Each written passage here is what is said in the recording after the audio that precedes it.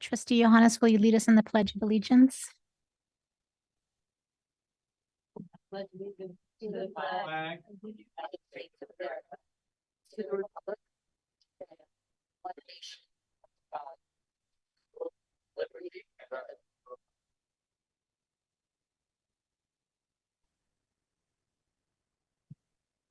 We're ready for roll call. Student trustee Masand. Here. Student trustee Vasquez. Here. Trustee Withrow. Here. Trustee Johannes. Here. Trustee Gonzalez Ewan. Right here.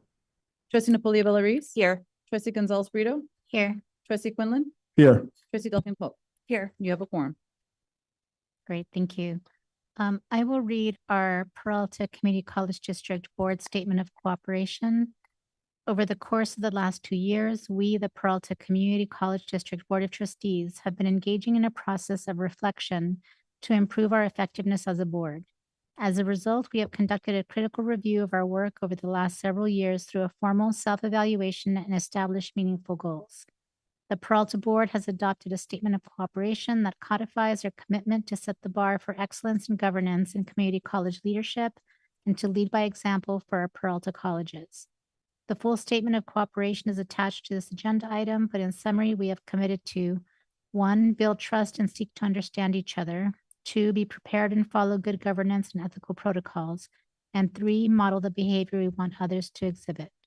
We therefore commit to honoring and upholding these commitments in words and in actions. Trustee Quinlan, is there a report of action taken in closed session? No report on closed session.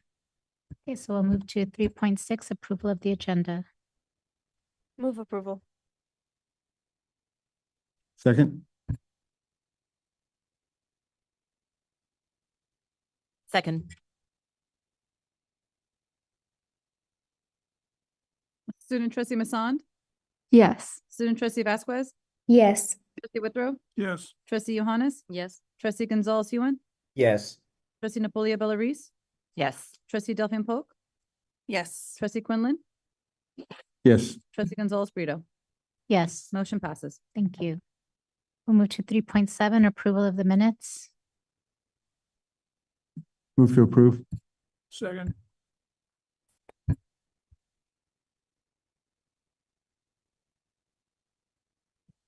All right, any discussion? No, okay.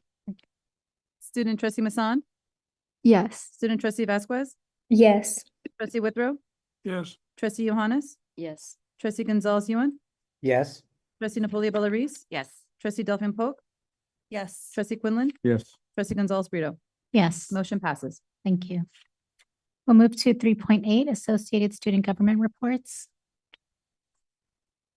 Hello, this is Christian Klichev with Berkeley City College. Nice to be here once again. I just have 4 sort of short things to report. One of them was this past, what was it? I'm actually not sure of the day, but the past week, 3 PCTV members went to the Peralta district office to join the BCC, the Berkeley City College president, and then our public information officer for a podcast. BCC Spotlight is the name.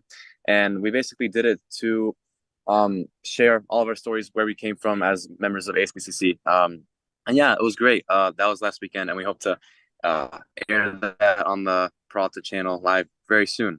The next, also at the Peralta office, we had our PBIN, I guess, student governance, or yeah, shared governance meeting with a bunch of Peralta officials and admin at the district office.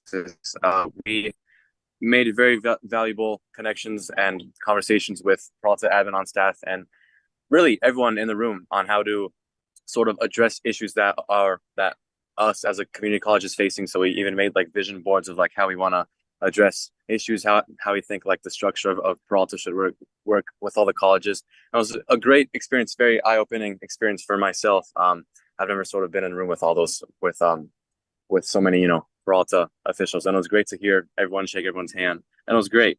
Yeah, the next thing coming up very soon on April 4th, it will be the start of our Student Senate for California Community Colleges, or SSCCC, General Assembly. So that's a conference we have in Santa Clara. We have about 12 or 13 HPCC members going to this conference. We're all booked and ready to go. And yeah, we're gonna hope to represent BCC as well as possible on the statewide scale with all the community colleges across California. So yeah, that's gonna be great.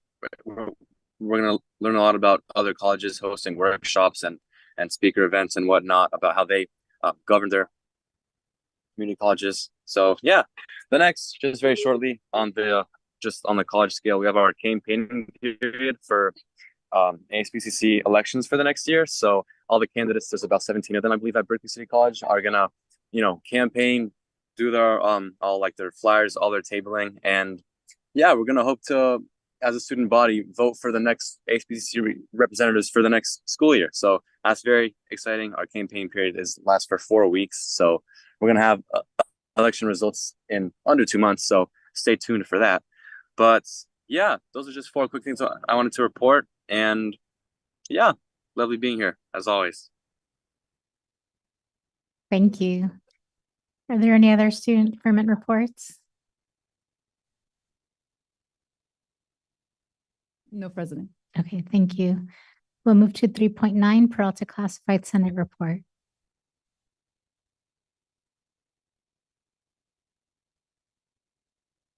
Good evening. I hope you can hear me okay today. Good evening, Board of Trustees, Chancellor Gilkerson, Peralta students, colleagues, and community members.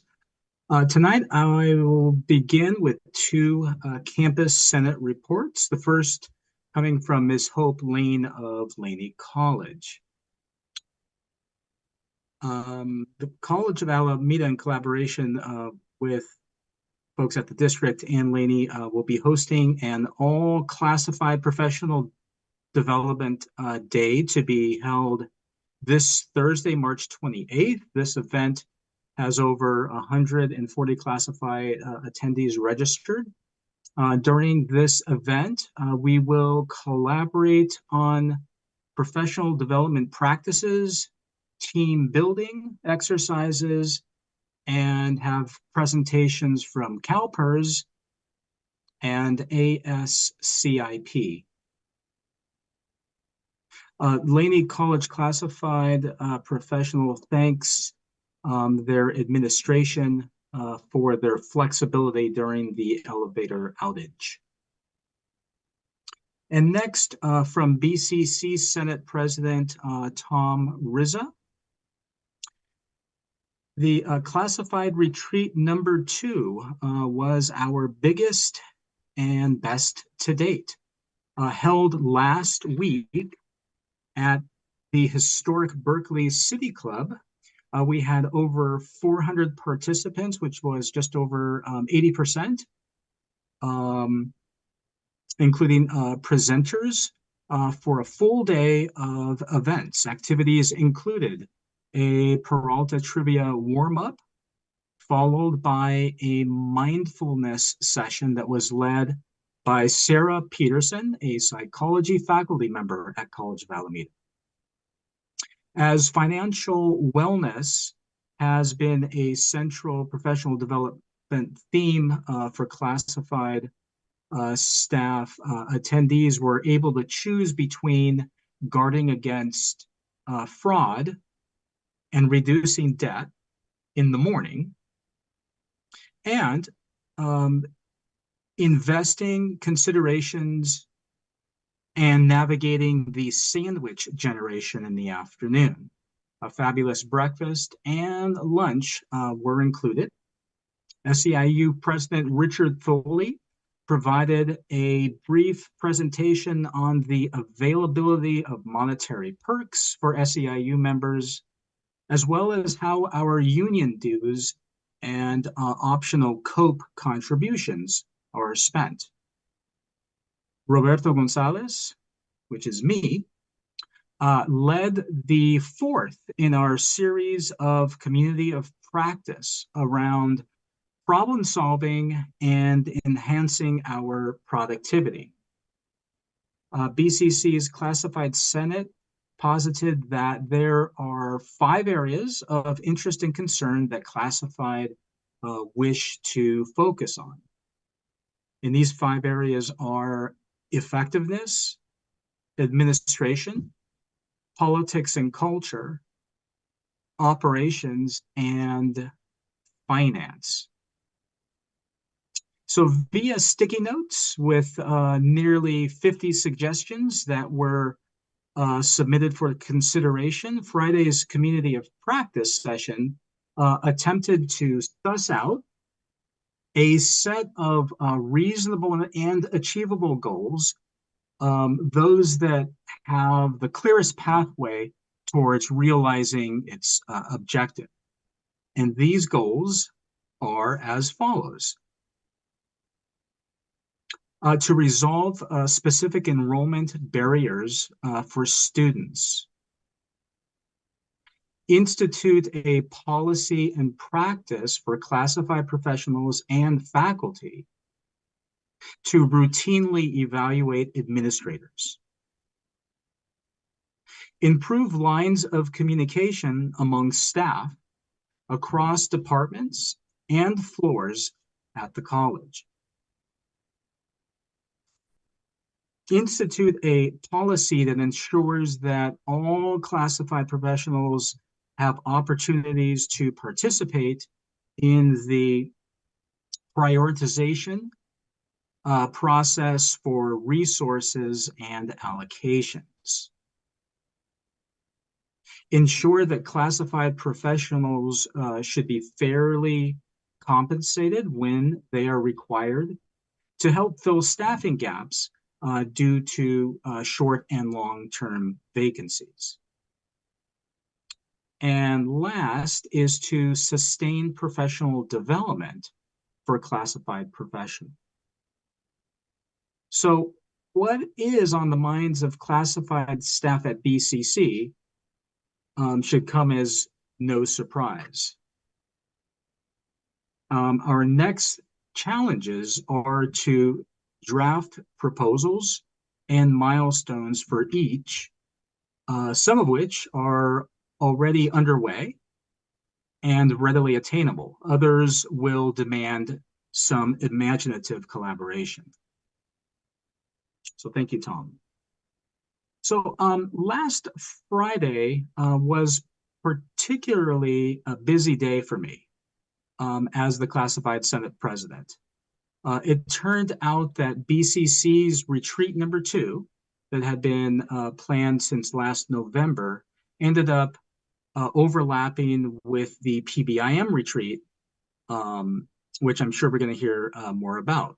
But as some say that being busy is good for the soul, I managed to attend parts of both retreats where I observed some common themes that went beyond sticky notes and forcing people to collaborate with those that are kind of beyond their comfort zones. So there was definitely some overlap in how we kind of executed both retreats and stuff. So I liked the synergy. Themes like open-mindedness, collaboration, transparency, strategic approaches,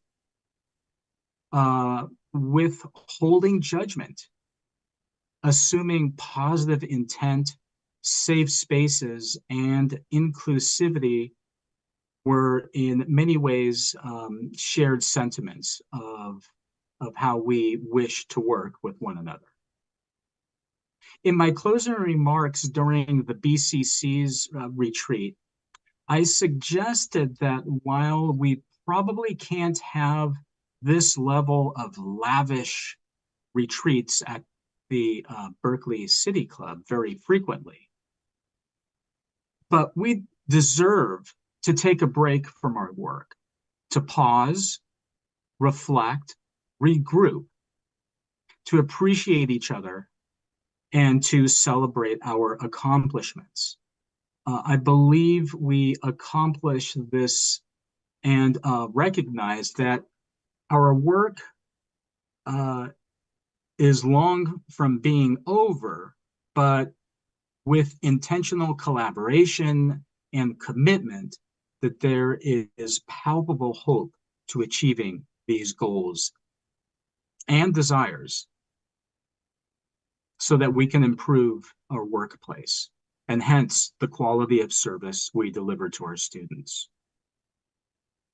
But as I've said before, and even during my remarks to the board 2 weeks ago, the challenge continues for us to build meaningful and long-lasting professional development for classified staff into our Peralta infrastructure.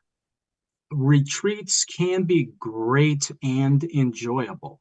We know that folks appreciate flex day activities, but professional development for staff must be perceived as going way beyond retreats and flex days.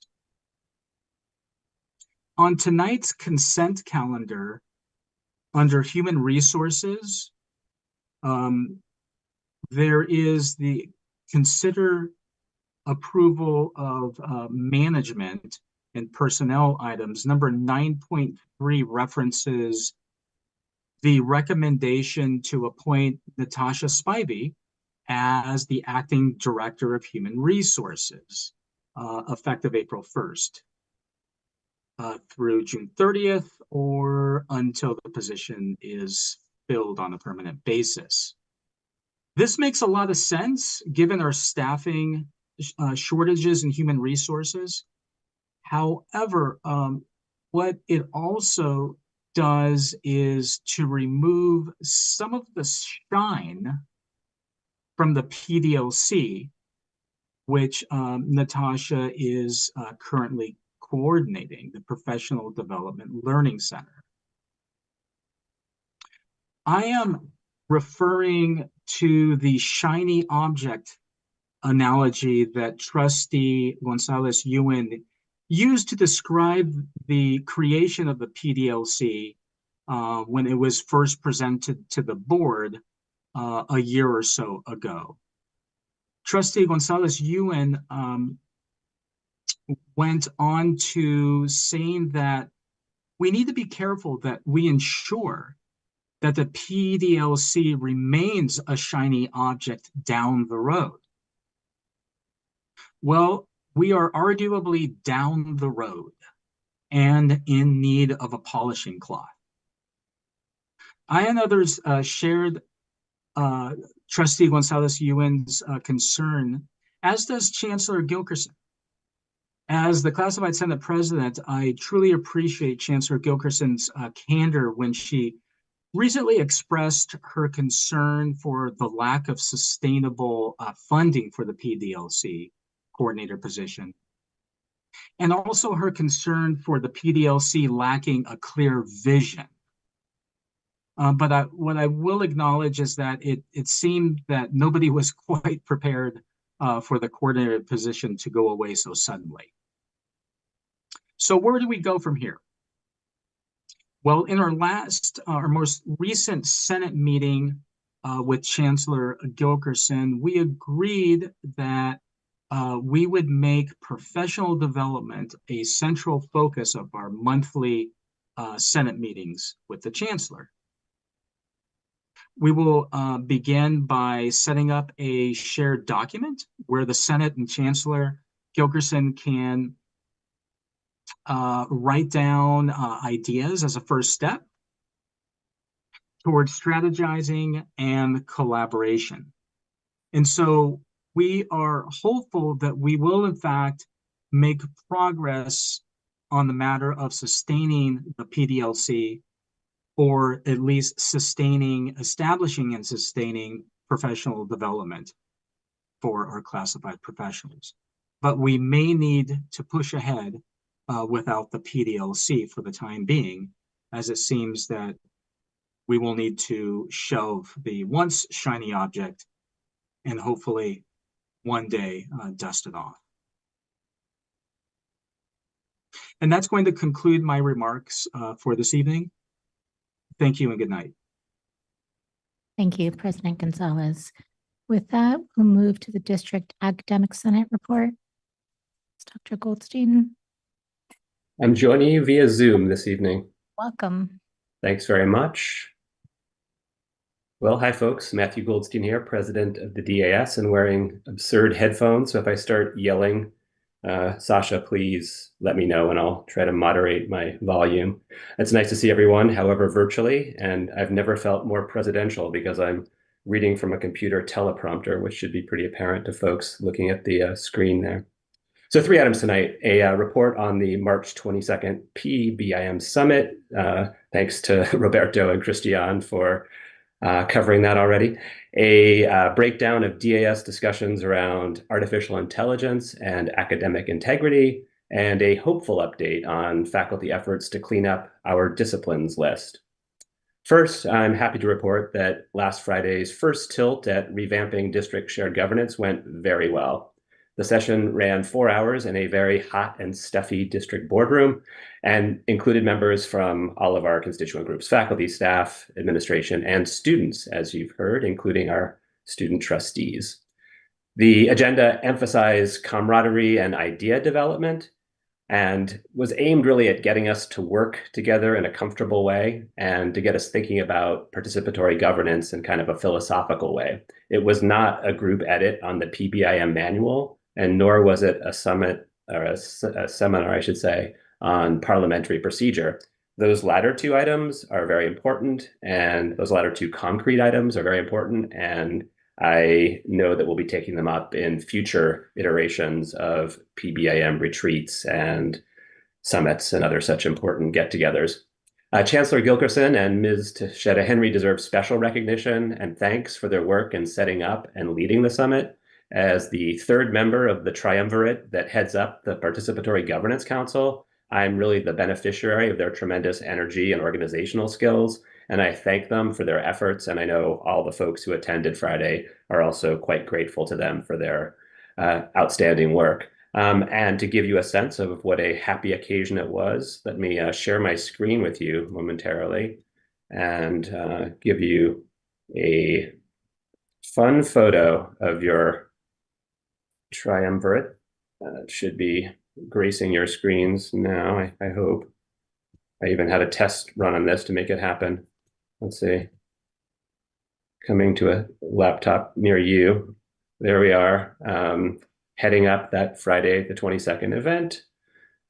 And you can see what's next is the question on all of our minds. So it was a success. And again, thanks to the Chancellor and to Ms. Henry for making that happen and leading such a successful effort. Next up, I wanted to let folks know about the Academic Senate's recent conversations around the relationship between artificial intelligence and academic integrity. You might call them dueling AIs. Berkeley City College faculty have been particularly active in looking at ways to address the way that advancements in technology have affected pedagogy and learning and our long-standing expectations about originality and honesty in the classroom. DAS has started to assemble a list of faculty resources on AI on the DAS section of the website. Again, I will attempt to share my screen here so you can see the work that we've done assembling those resources.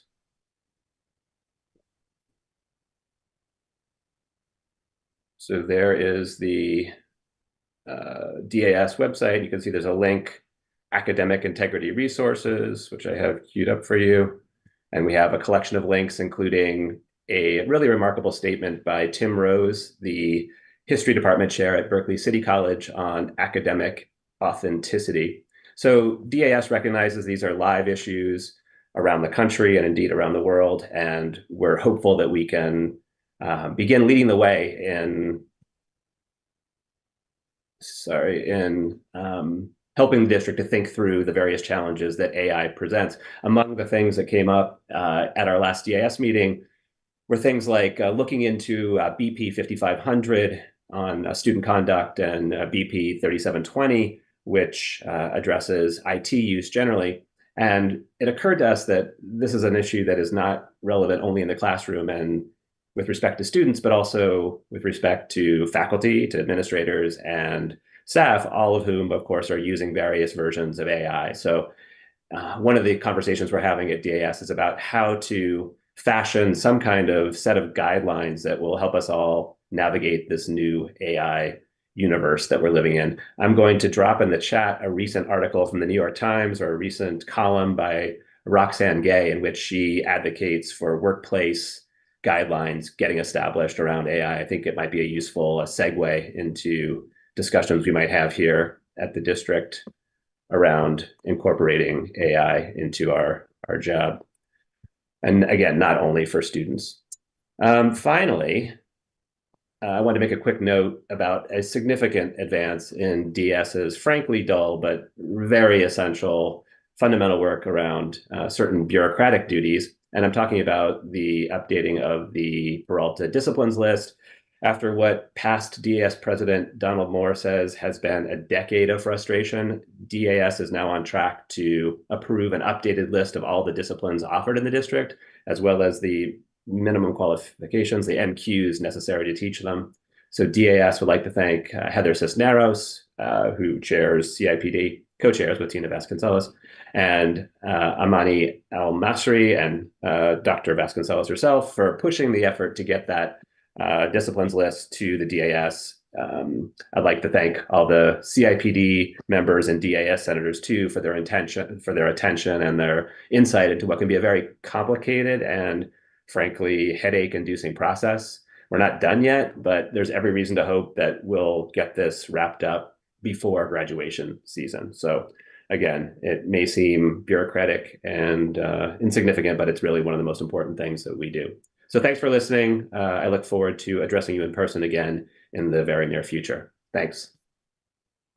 Thank you, President Goldstein.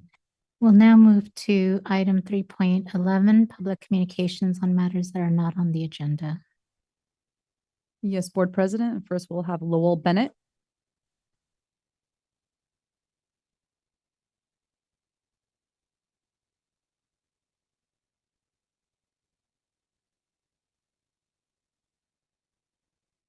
All right. Well, thank you, trustees, chancellor, presidents, and community. I want to take us back for a minute to the last board meeting where we were talking about enrollment management, because that really got me excited because I'm into enrollment management. And the thing that really struck me about that conversation, it was a great conversation, a great presentation, lots of important data. But the thing that really struck me was it seems to be almost taken as a conventional wisdom, as an article of faith, that face-to-face is better than online. And if you had asked me, I would have, before looking at the data, I would have said the same thing. But when I actually looked at the difference between face-to-face and online, surprisingly to me, it was only about a 5% difference. So it was much smaller than I expected. And then the great thing about that data was really had a kind of a time series. So you could look back to 21, 22, 22, 23, 23, 24. That gap has been shrinking over time. Now that tells me we're getting better at online. And it's not a surprise because we've been working at it. It also tells me the students are probably getting better at online. And so the thing I just wanted to get across is let's not assume that, oh, we've got to go back, face to face because of this small difference in achievement. And the key thing here is that students know what they need. They know where their, what their work schedule is, what they have to do with the kids. Let's trust the students to select the modality they need, and let's provide our clients, our customers, the modality that they need in order to succeed. They understand that. Another thing is I don't like to compare us with other districts. We have our own set of clients, and what and students that we're reaching out to. Let's design our enrollment strategy for our I'm from business, so I always think clients and customers. So.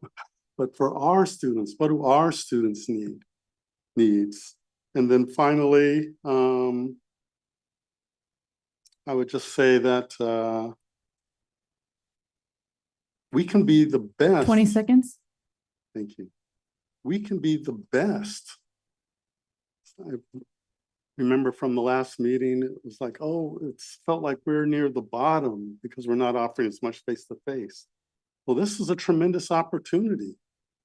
We can be one of the top online institutions. I mean, I can see us having a marketing plan. Time is up, sir. Thank you. But it's a tremendous opportunity for the district. Thank you all for your time.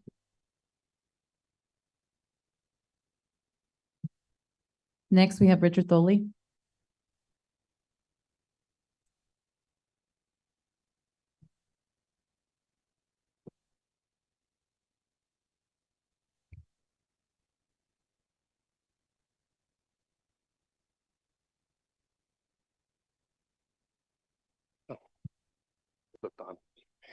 Good evening. My name is Richard Tholey. I work at the District Admissions and Records Office, and I am the president for SEIU 1021 at Peralta.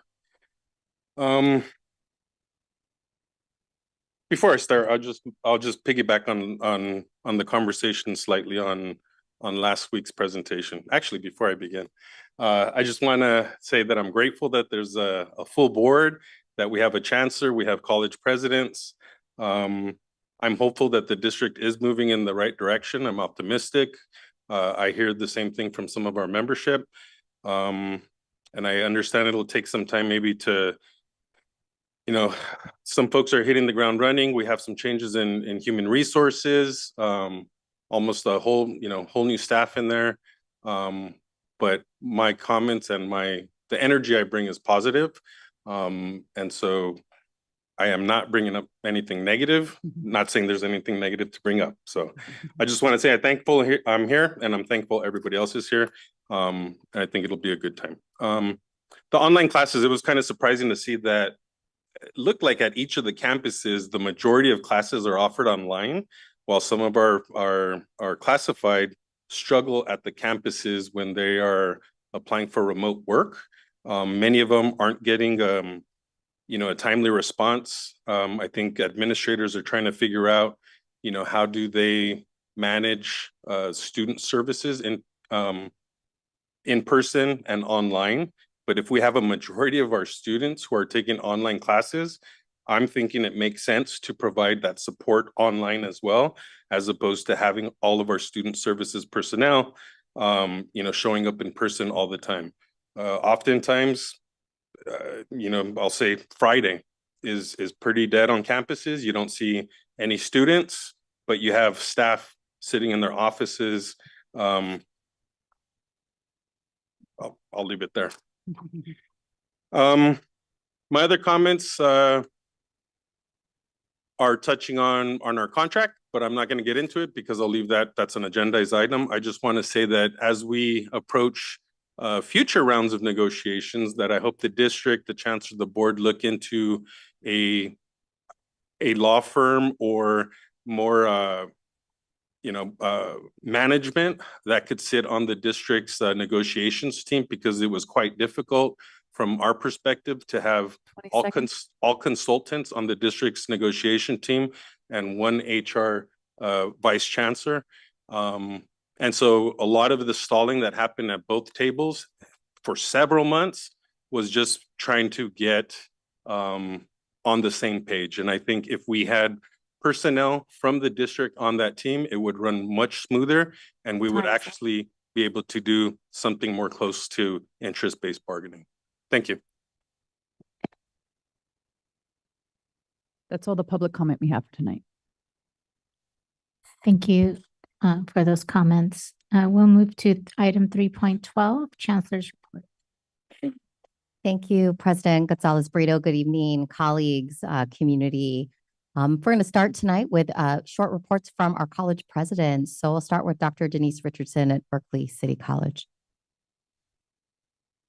Good evening, Chancellor Gilkerson, Board President Gonzalez Brito, colleagues, students, and members of the community. To our Board of Trustees, I would like to extend our appreciation for supporting our Umoja Scholars Program grant ratification.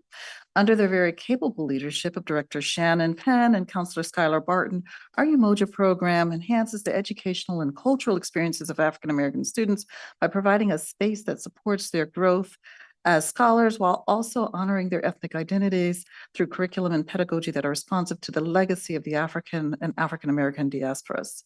Second, I would like to remind everyone that our 50th anniversary celebration is right around the corner, April 23rd. I hope you all have it marked on your calendars from 11 to 4. And to add to the excitement, at 2 o'clock, we will have our groundbreaking of our new building. So we're all very excited about that, as that will be a big milestone for the college and for the community. On Thursday, March 21st, BCC hosted a very well-attended event that commemorated the transformative contributions of Dolores Huerta, Larry Itlong, and Cesar Chavez, all immensely instrumental activists who organized farm workers as they fought for better pay and fair working conditions. While most of us have heard of Dolores Huerta and Cesar Chavez, few of us have heard of Larry Itlong, but it turns out that he actually coordinated a massive grape strike in California's Coachella Valley in 1965. This event was planned in collaboration with some of our valued community partners and was themed Environmental Justice Starts With Us, calling attention to our collective responsibility to educate ourselves and our students about the intersection of health as well as social and environmental justice. I'd like to thank our HCI Director, Lizette Flores, and her team for her excellent leadership and coordination of this event. This concludes my report for Berkeley City College. Thank you so much, Dr. Richardson. Next, we'll move to Laney College, Dr. Rudy Besakoff. Good evening, Chancellor Gilkerson, Board President Gonzalez Brito, members of the governing board, colleagues in education, and of course, our valued students and community members. I'd like to start off this evening by extending congratulations to the Laney College women's basketball team. They went down swinging against Moore Park College and really put up a truly valiant effort. And within your board report this evening, I have photos not only of the team, but also an event in which they were honored prior to the Elite Eight tournament. In your board report this evening, you have 2 items for Laney College that I'd like to go ahead and provide a bit of context for. The first of these is an agreement with the Lau Family Community Development, someone who has been a great partner to Laney College, especially to our ESOL student population. By considering this for approval this evening, you are really allowing for an opportunity for extended employment training, some workshops around job seeking, as well as career placement assistance for many of our students in their efforts to get sustainable employment. So it's something that's great. And then finally, I realize you see SFO Airporter and you think, well, it's a bus company, okay. But it means so much more. In addition to giving our student athletes the chance to travel for competition, this will also be the means by which our Puente students will, for the first time in many cases, be visiting 4-year college campuses around our state. And as a former administrative liaison for the Puente program, all I can tell you is just the emotion and the excitement and the passion with which these students return stays all the way through the school year. So with that, I'll go ahead and conclude my report this evening. Thank you, Dr. Besakoff. Next, turn to Dr. David Johnson from Merritt College. Good evening, Chancellor Gilkerson, President Gonzalez Brito, board, colleagues, and community. 2 very brief highlights. I'm pleased to share that California's Secretary of State, the Honorable Dr. Shirley N. Weber, she's agreed to be our speaker at commencement. So we're going to be celebrating our graduates on Monday, May 20th, 5 to 8 at the Paramount. So we hope to see you there to cheer on our students and hear Dr. Weber's remarks on the importance of education and political participation. Secondly, I want to take a moment to formally congratulate Miss Isela Santana. So Isela was recently appointed by the UC Regents to serve as the, let me get it right, the English Instructor training coordinator for the statewide Puente project. It was a very competitive selection process, but given her nearly 20 years of experience with Merritt's Puente program, their confidence in her is well-founded. So congratulations, Isela, and that concludes my report. Thank you so much, Dr. Johnson. And now I'm pleased to take a moment of privilege to introduce and welcome Dr. Pamela Lester, who is now serving as the acting president of College of Alameda. Dr. Lester, I'll turn it over to you for any comments tonight. Thank you so much. It's really an honor and privilege to be here with you and sitting in the seat at College of Alameda. I could not be happier about doing this. So in your board report tonight, trustees, chancellor, colleagues, students, and community members, we've highlighted some community opportunities for College of Alameda with our Chamber and Economic Alliance, with working with our local high schools and working on the international high school after high school options. We have some introductions for our new part-time counselors, and we're very excited to host the All Peralta Classified Professionals Day on Thursday. So with that, I will turn it back to you, Chancellor. Thank you so much. Trustees, tonight, before I begin my report, I want to correct an error that was made at last board meeting. On action item 9.2 regarding the renewal of the PeopleSoft regression testing contract, the board summary and in my comments, we presented that the term of the contract was for a year and runs through May 29th, 2025. In fact, the contract runs through August 20th, 2025.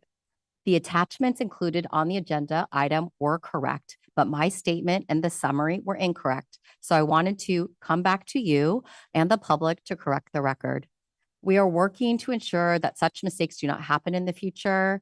I especially want to honor and appreciate student trustee Vasquez's question regarding this item and thank her for those comments. Now I'll go ahead and turn to my presentation. So on Thursday, March 14th, I had the honor of joining a room full of scholar athletes as part of the SOAR leadership panel at Laney College. SOAR stands for Student Onboarding Assistance and Retention. The panel was put together by SOAR Success Program Specialists Tanya Mitchell and Jay Gomez in collaboration with Laney College Athletics Director John Beam. The career panel aimed to honor our community by featuring diverse speakers to illuminate conventional and unconventional careers beyond Laney. It was a powerhouse panel. I was honored to hear Casella Crockett, Delisa Rucker, and Sonia Beam Phillips share their journeys. They raised awareness about the initial steps in career building and networking and guided the participants towards their next steps. Next up, our meet and greet with the COA Acting President, Dr. Pam Lester. On Wednesday, March 20th, it was my pleasure to help welcome Dr. Pam Lester as the Acting President of College of Alameda with informal gathering question-answer system. She was there 3 days into her new role at the time, so it was a nice way for the COA community to get to know the new acting president. Individuals who participated learned that Dr. Lester likes reading a good political thriller and dislikes what she calls administrivia, where we can get caught up in the details of process when we just need to get stuff out of the way of students who need to make progress. I loved her term smile season, which we are rolling into now, the late spring period when graduation celebrations start happening, which is the best time of the year. So welcome again to Dr. Lester. Thanks for your service in our district.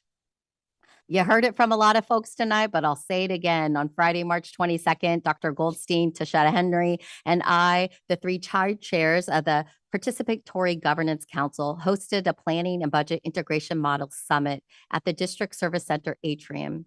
It was wonderful to bring together more than 50 faculty members, classified professionals, administrators, and especially students for a rich discussion about participatory governance and real collaboration at the Peralta Community College District. There were many highlights of the day, but two things in particular stand out. When asked to creatively convey successful participatory governance, one group put words into the Annie theme song and sang, "The sun will come out at Peralta." Another group that included student trustee Natasha Masson illustrated student-centered governance by drawing students inside hands shaping a heart, which is now in the door of my office. I truly love it. On Monday, March 25th, goodness, it was just yesterday, at the District Service Center, more than 50 administrators across the district gathered. We enjoyed an excellent lunch and dancing to Bruno Mars before diving into team activities to understand what it means to be a mission-driven organization. What does it look like? What does it sound like? What does it feel like? We talked about the barriers and roadblocks that existed in the past, and I challenged them, the management of our district, to remove those barriers and roadblocks in the service of our students and community. I am very hopeful about the path forward for the Peralta Community College District. Lift Your Voice is a publication of the Leadership Institute for Tomorrow at Cal State Fullerton, which aims to impact higher education systems and communities by developing a new generation of diverse, confident, and competent leaders with the change agency to reconstruct community colleges, universities, and organizations into just, equitable, and inclusive institutions free of racism. The Peralta Colleges once again are well represented in the March 2024 issue, which includes an article by Andrea Williams, Career and Transfer Coordinator at Berkeley City College, along with a beautiful poem from a former BCC student, Angela Sunlight, about Andrea, and a column on mentoring from Dr. Shalaiman Duke, Dean of Special Programs and Grants at College of Alameda. Congratulations to our colleagues. The Laney College Photography Dual Enrollment Program that partners with Fremont High Media Academy was recognized as a distinguished California Partnership Academy by the California Department of Education earlier this month. Fremont High Media Academy is one of the 4 OUSD, Oakland Unified School District high schools, that participate in the college dual enrollment photography program offered at Laney College and taught by Laney photography instructor Michael Moya. Congratulations to Professor Moya, Laney College Dual Enrollment, and Fremont High Media Academy on this statewide honor. More publication news. I'd like to recognize Laney College faculty members Heather Cisneros and Tuan Nguyen, who co-authored the article, Artificial Intelligence, Generative AI, and Ethics, an Education Perspective. You heard from President Goldstein tonight about the work we're doing in this district around that, but they are in the February 2024 issue of the Rostrum, the official publication of the Academic Senate of California Community Colleges. Laney College is one of the first institutions in the state offering a program on artificial intelligence and data analytics. So it's nice to see yet again thought leadership in groundbreaking areas coming from the Peralta colleges. Finally, at the last meeting, I highlighted a really beautiful article in The Citizen about trustee Naomi Vasquez. And last week, The Citizen social media editor Isabel Saboy Barbosa posted an equally lovely article about student trustee Natasha Masson. It was an enlightening to learn more about Natasha's background as a child of immigrants and how Berkeley City College work as a student ambassador and then becoming a student trustee has helped grow her confidence personally. I'm looking forward to see what she's able to continue to accomplish that as a student trustee. And that ends and concludes my comments for this evening. Thank you. Thank you, Chancellor. With that, we're going to move into our presentations. 4.1, presentation on OPEB bond payment plan. Thank you, Board President Gonzalez-Brito. I'm happy to have our municipal advisors here tonight to present to us. Vincent McCurley and David Olson, welcome.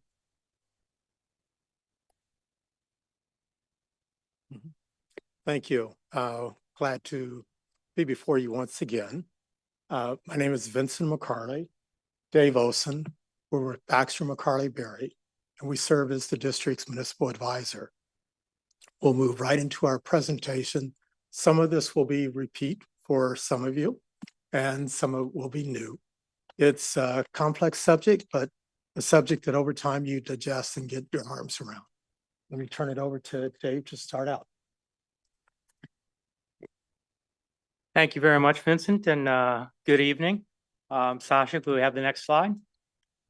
Tonight's presentation focuses on a kind of the nuts and bolts of the program. What's coming due next year? How does the district expect to make the payment on those bonds?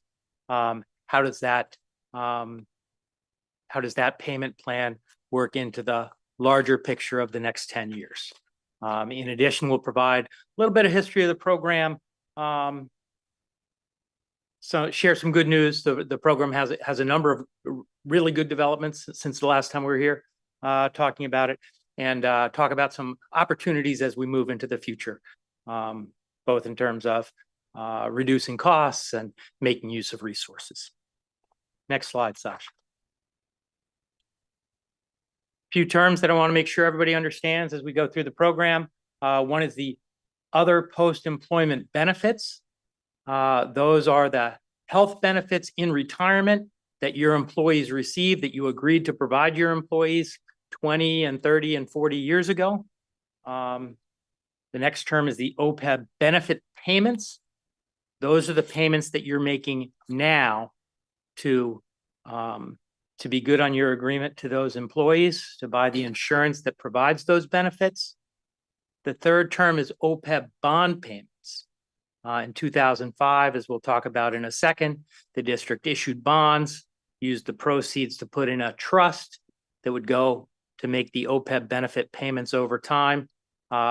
Your obligation, the general fund obligation, plus other sources, is to make the bond payments. And one item to keep in mind is that this concerns employees who were part of the district prior to July 1, 2004. And this is a pool. It's a closed-in pool, meaning no additional members can join the pool. And the population of that pool as of June 30th of 2023 was 726 participants. And that was made up of 147 active employees of the district and a total of 579 retirees that are currently receiving benefits. The average age of those that are currently receiving benefits is 77.7 years.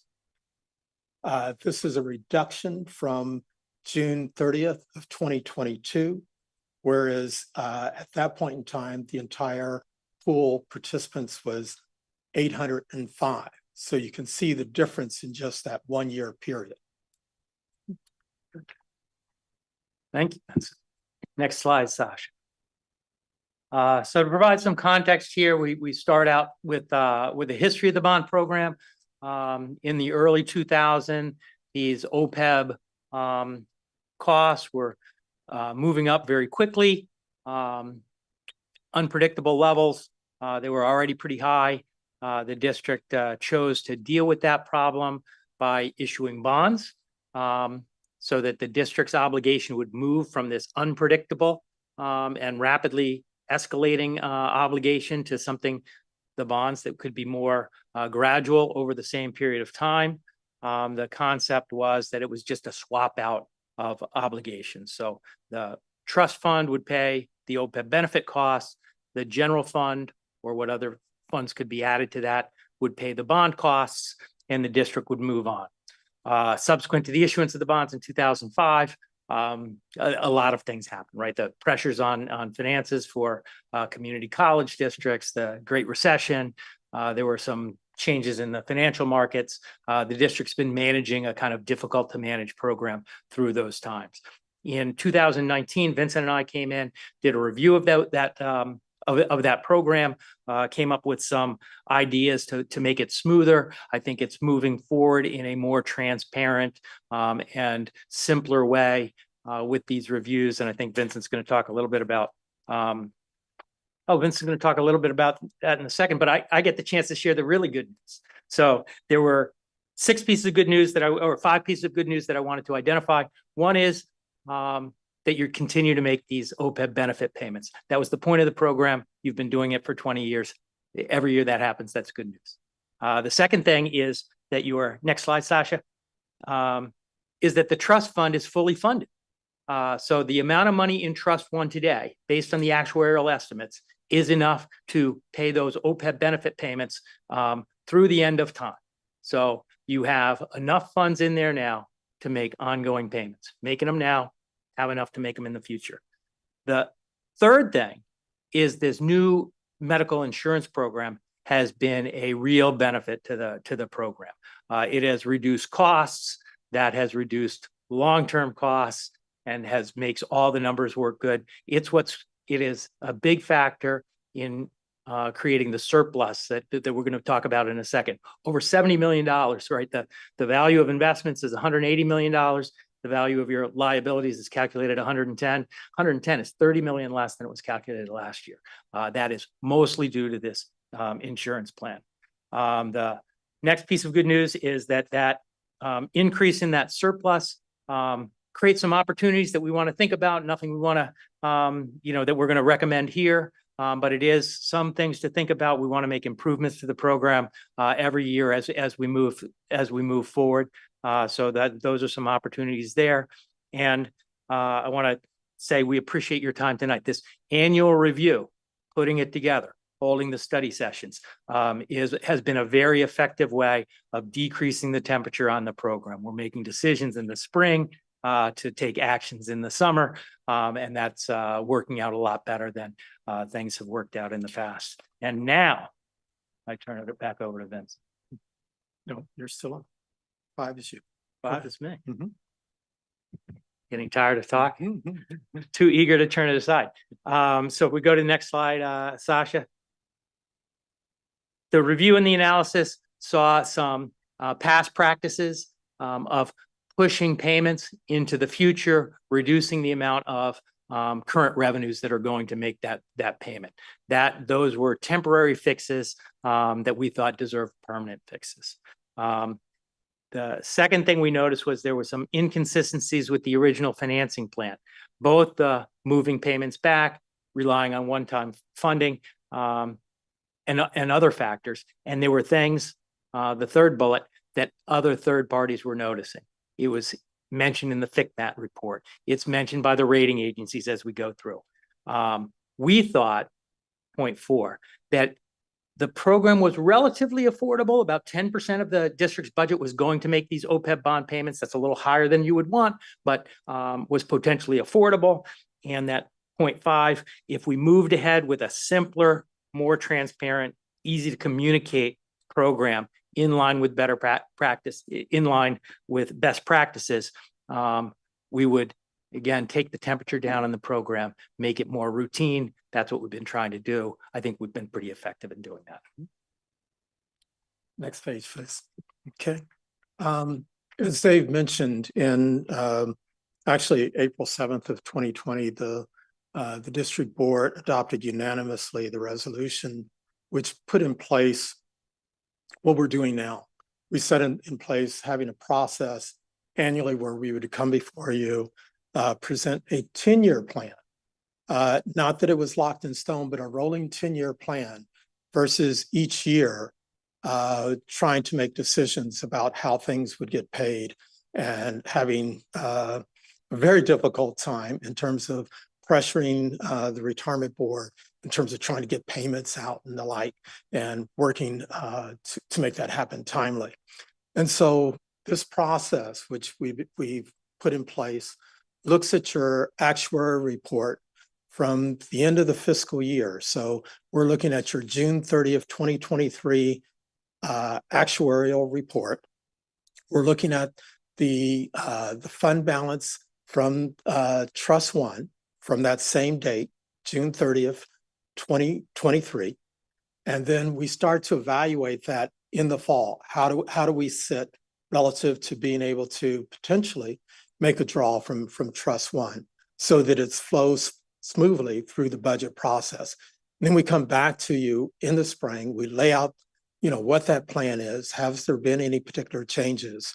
And then again, report back to the retirement board so that, again, there's a good communication system in place. The payment to bondholders is actually due on August 5th of this year. And each year that is the cycle. And so that's the reason why we have this process in place. And again, we look at it on a 10-year rolling plan and make adjustments as may be needed.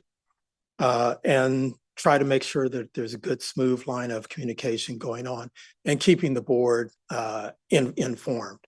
And as you may know, we periodically try to come back before you to provide updates on the swap portfolio, and as well if there's any other developments that may have occurred that are significant to get before you. The process has been appreciated by the rating agencies. It's similar to some of the recommendations that came out of the FCMAC report. And so it's one that we have thoroughly embraced and I think has produced significant benefit. Part of it was creating a defined process for determining what is that surplus, which I already had described. Previously, it had been pretty vague about what that is. And so again, that set that in place. One of the other factors that kicked in was in 2018, GASB, which sets the accounting rules, changed their rules in terms of how they looked at a trust fund that was set aside for OPEB benefits. And Trust One does not qualify as a fund that would have normally a one-for-one offset. You got $100 here of assets, you got $100 of liability. Most people would say they offset. Well, because of the structure of Trust One, under the changed accounting rules under GASB, they give you zero credit for that $100. And so, and as well, they required that you use an artificially low discount rate or investment rate as your underlying assumption, which bumped up the liability artificially in just 1 year, just because of a change in the accounting rules. Nothing else changed. The pool population didn't change. The dollars that invested didn't change. The benefits that were being paid didn't change. But just because of an accounting rule change, the amount that was required to be reported did change, and it changed significantly. So also looking at the FCMAC report, we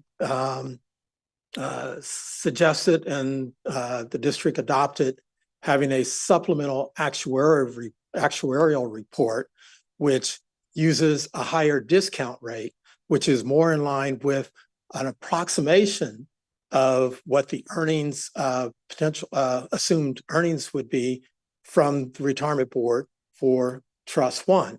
And that, again, helped to alleviate the pressure that was otherwise there. Because I think around 2019, that surplus got as low as $17 million. And with the change in the marketplace, you could see there would be no ability to draw on Trust One. It would all be a requirement of the general fund, which would be difficult, especially if you wait till, right before the payment is due to make that, those types of decisions. So that's the benefit of having the 10-year plan, having the process put in place that we worked with the district to accomplish. And that's the way that we'll try to go forward with.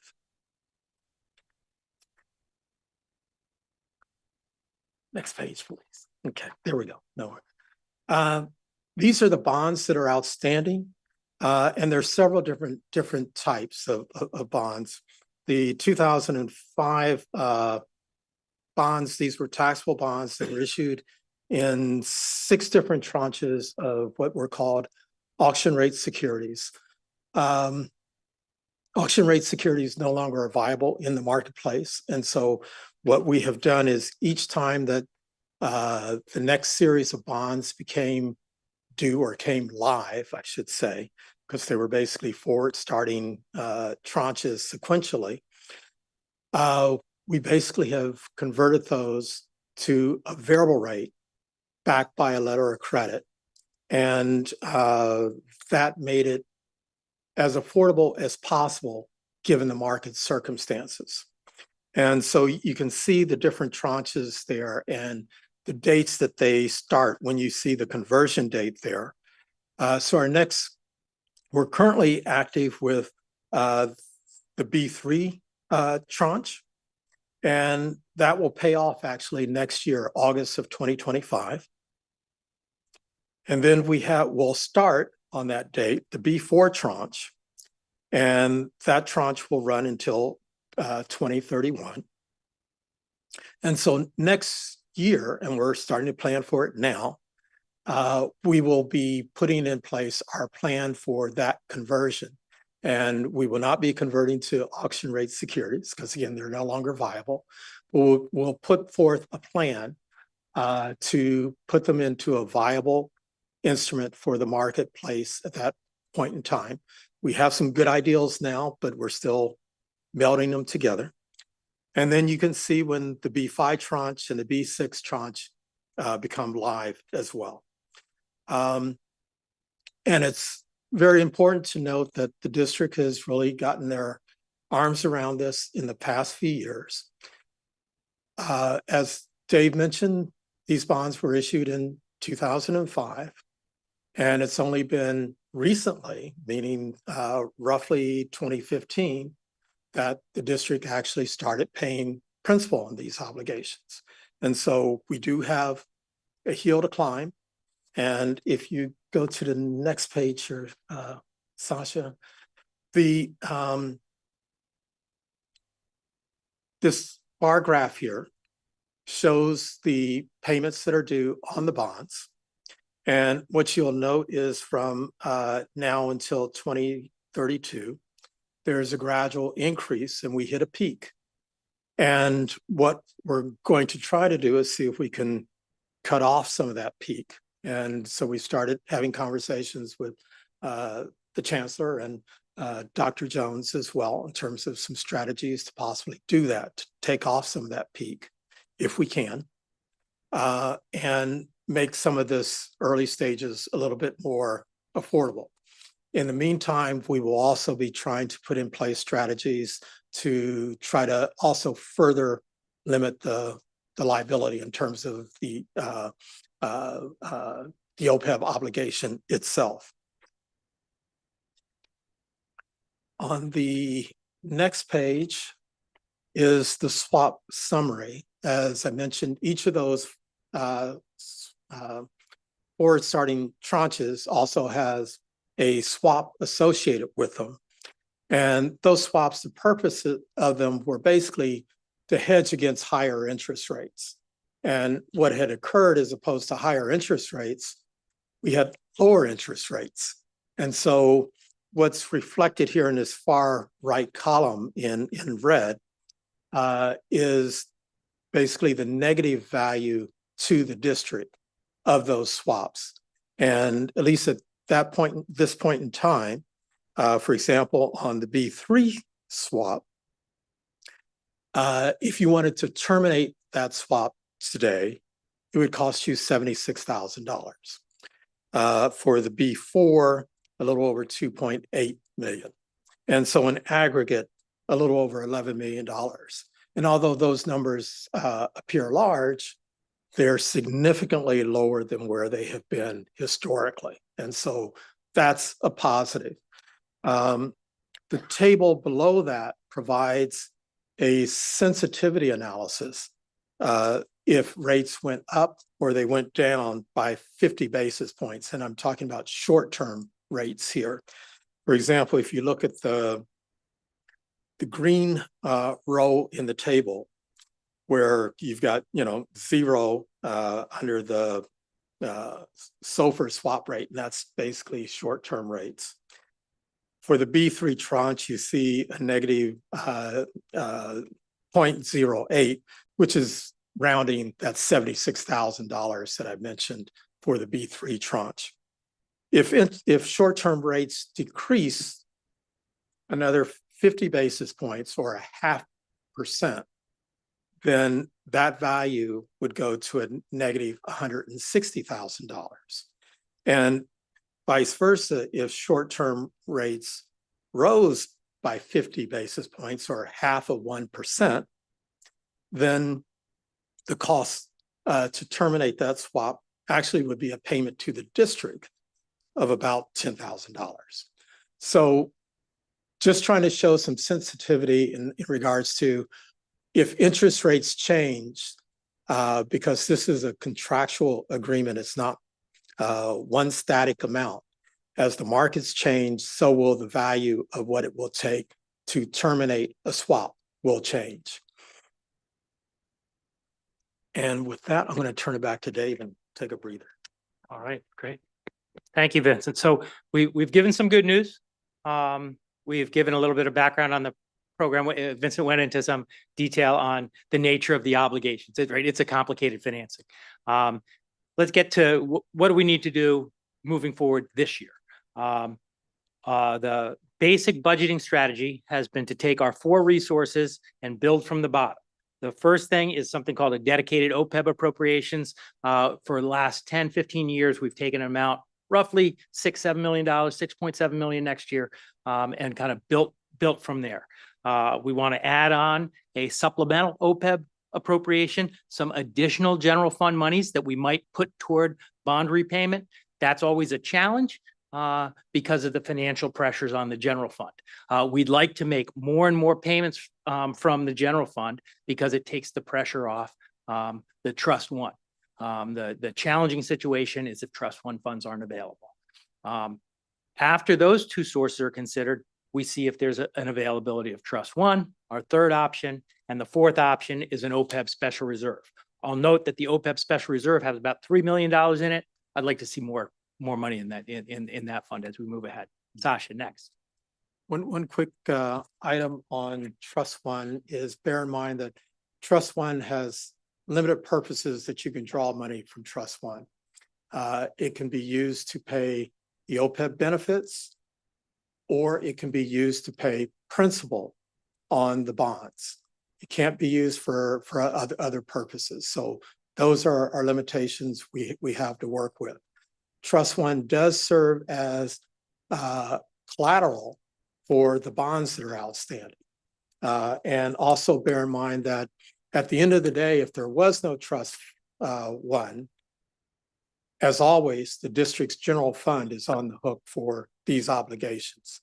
And these obligations, again, were put in place a long time ago. They're a commitment that's been made and been honored, and that's where we stand.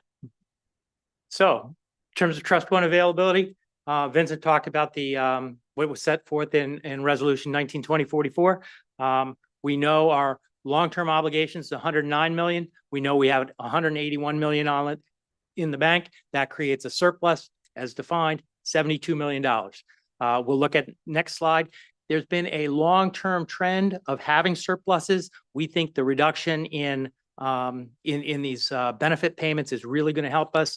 You see that on the next page. If you look at the very bottom left, you see the obligation go down from 143 to $109 million in 1 year, surplus go up from 43 to 72. So that's good news. Next slide. So the updated bond payment plan, here are 4 things we considered, right? The ongoing financial pressures on the general fund. Number 2, that the surpluses continue to exist, right, every year, and they seem to be more sustainable with these reduction in benefit costs. The third thing we talk about is the surplus is pretty big. Is there an opportunity there? We just reduced these payments. Is there an opportunity to reduce payments further?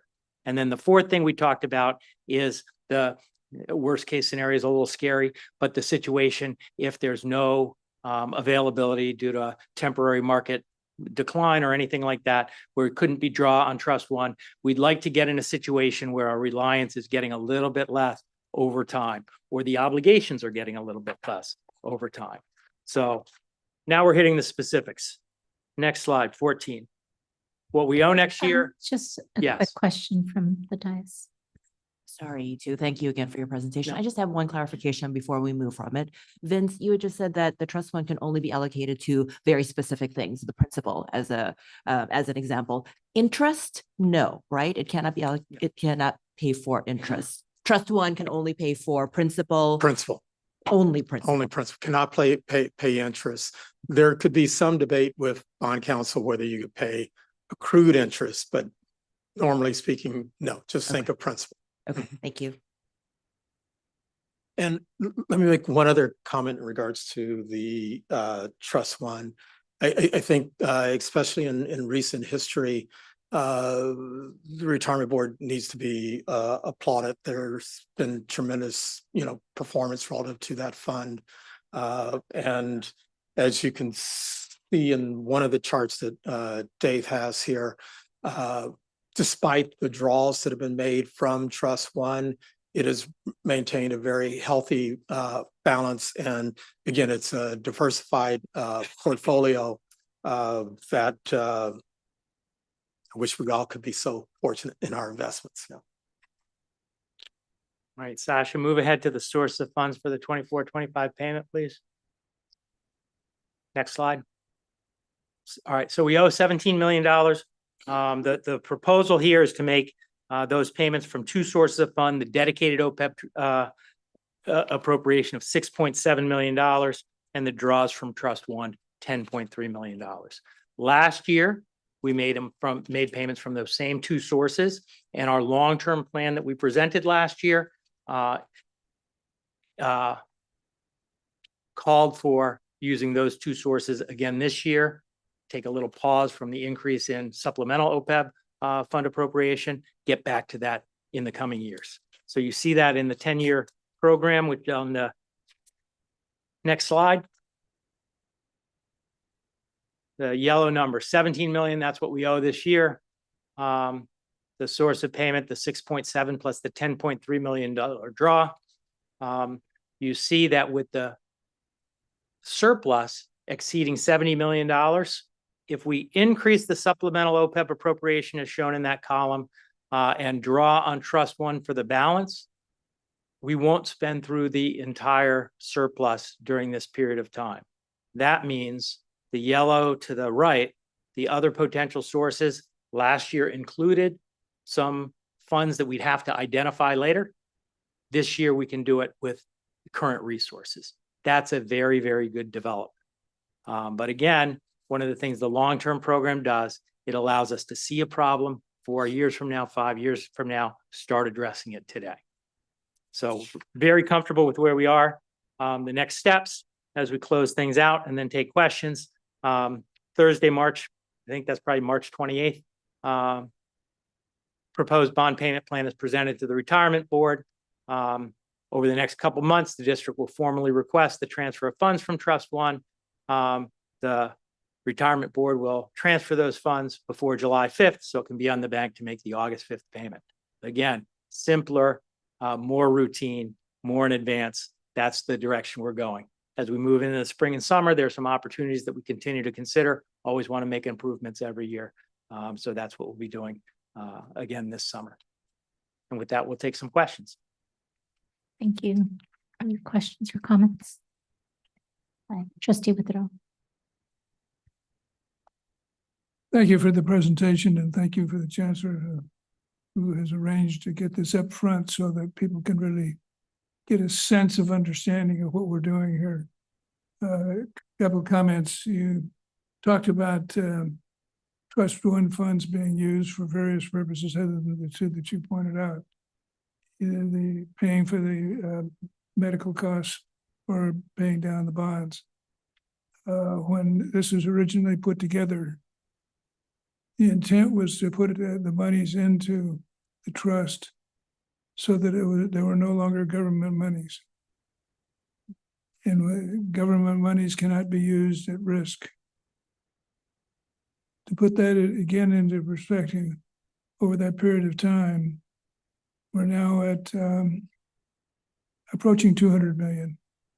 At the end of February, we're at 193 million. And so we're approaching 200 million. But over that same period of time, we've withdrawn 159 million from the fund. So we have made 159 million plus 50, $209 million that otherwise we could not have done. Quite frankly, just a lot of us from the financial background felt that without this, the Peralta colleges would have gone into bankruptcy and would have had to liquidate real estate in order to whatever. I don't want to get too far down the line, but the good side of it is we've made a hell of a lot of money. Okay. The one thing that I would make a comment on in terms of just a lot of what we talk about in terms of the cost of operation. It's a very complex, very thorough, but it's an estimate. It's an estimate. So I would feel more comfortable if we talk about surplus being an estimated surplus. Understood. Yeah, it's and I don't want to get too far into it because the estimated cost is a very complicated process with a lot of very smart people working on it, come up with a figure. And you need that to have it. But the other thing is that this board needs to recognize that in the comments you mentioned, we didn't start doing anything until 2015. That's an absolute disgrace. And having been on the board, that the financial machinations never came to the board. Board had no idea that they were doing this. And I raise that we want to make sure we don't do that again.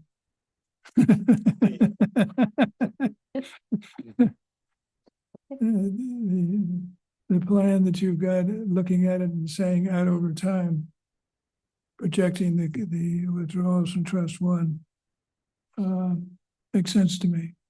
Makes absolute sense. Even if we may have a downtime, but we aren't able to carry there. To put one example of things, well, first of all, the market could take a dip if some of our international problems, we could end up with the market dipping down. But I remember back in about 2015, 2016, one of our patients, retiree patients, was running at $1 million a year. We're not small in the charge here. We had another one was $750,000 a year or so. And you're dealing with something that gets out of line. But so long as you defined it, programmed it, understand it, you're ahead of the game. And that's what you're doing. And I very seriously appreciate that. Thank you, Trustee Withrow. Trustee Johannes and then Trustee Nopalia Bellaris. Thanks. And thank you again. I just have a question from the beginning of the presentation where you mentioned we were at a certain amount of money, but the formula changed, which made it look like we had much less than we had, or we owed much more, or what have you. And then they changed it again, right? And then we were back on track, or even better. So I was initially going to ask what was the reason, but it kind of doesn't matter. I'm wondering if something like that can happen again, where we're all of a sudden in the red with no warning. Sasha, if you can go back to slide 12. Yes, it could happen again. The accounting rules can change, and there's a process by which they do that. They usually try to provide some advance notice when there is a rule change, but not always.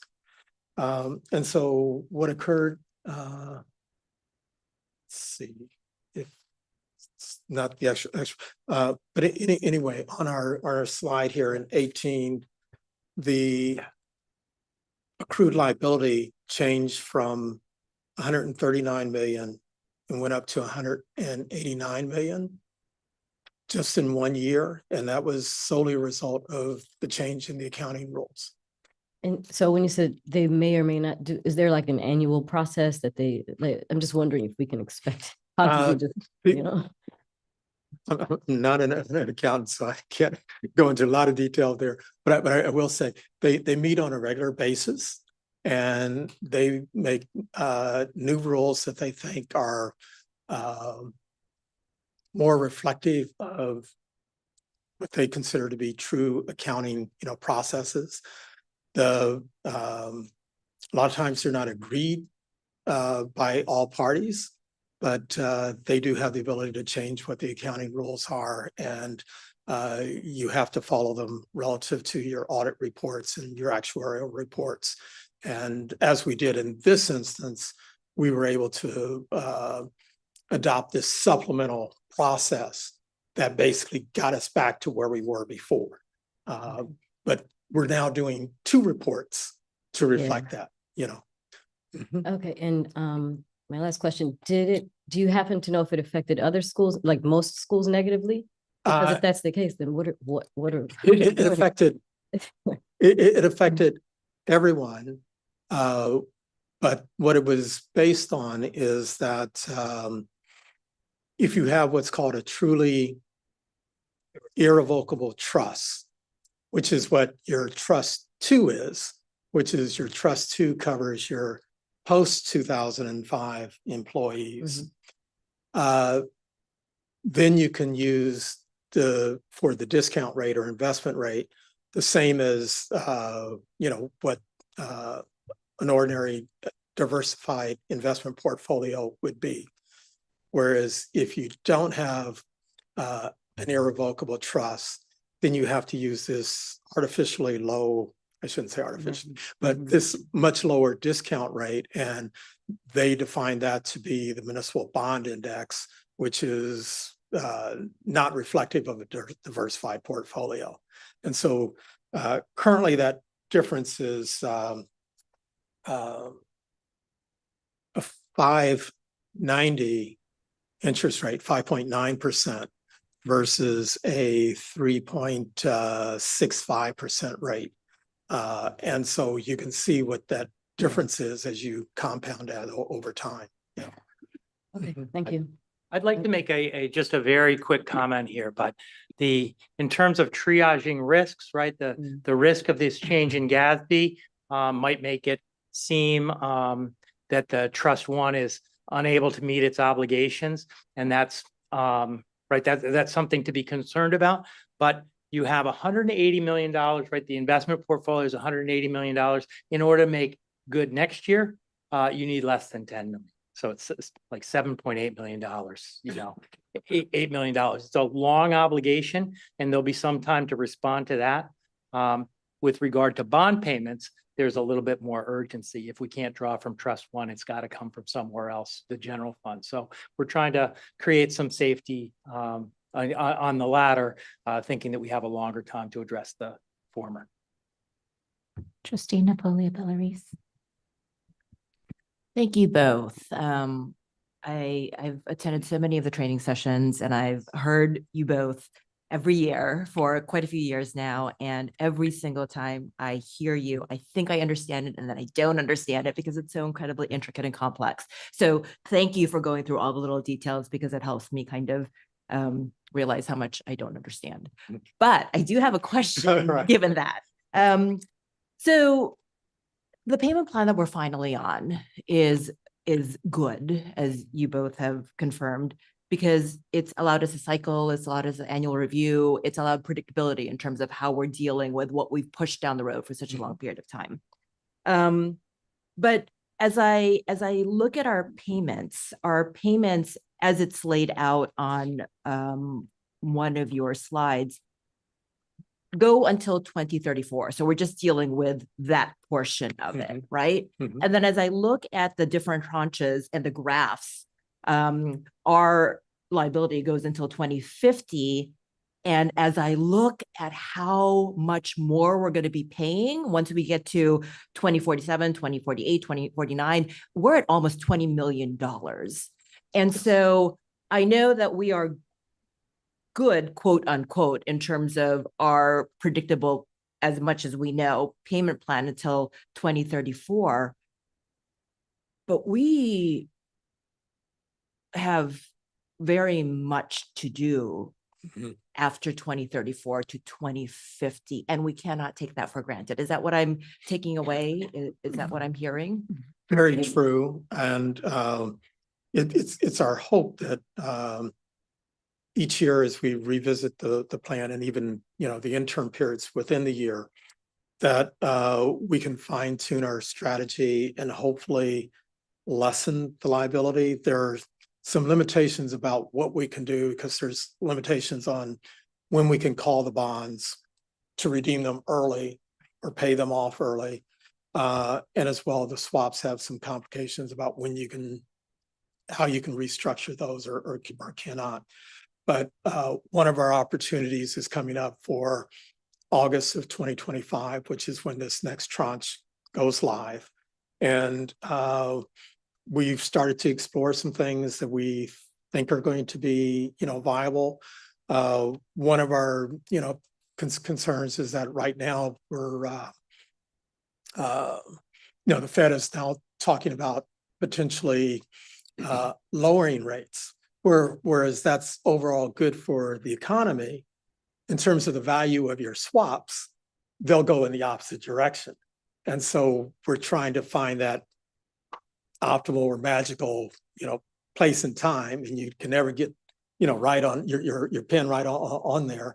But if you can get close to that in terms of being able to maybe terminate the swaps going out to that 2031 period, then we can find some stability. And maybe we can, as an option, not saying we're going to do this, but as an option, maybe not do variable rate, but maybe do fixed rate for that short period of time till 2032. And see if we can, again, create some added stability during that time and possibly lower that peak as well. I think if we're able to accomplish that, it would be a very good thing. It would be viewed very positively by the rating agencies. It'd be very consistent with some of the recommendations that came from FCMAC. So that's what we're going to strive to get to. Mm-hmm. I have a question. So if I look at slide 17, and we're planning on drawing over the next 10 years, almost 70 million, the full surplus in Trust One.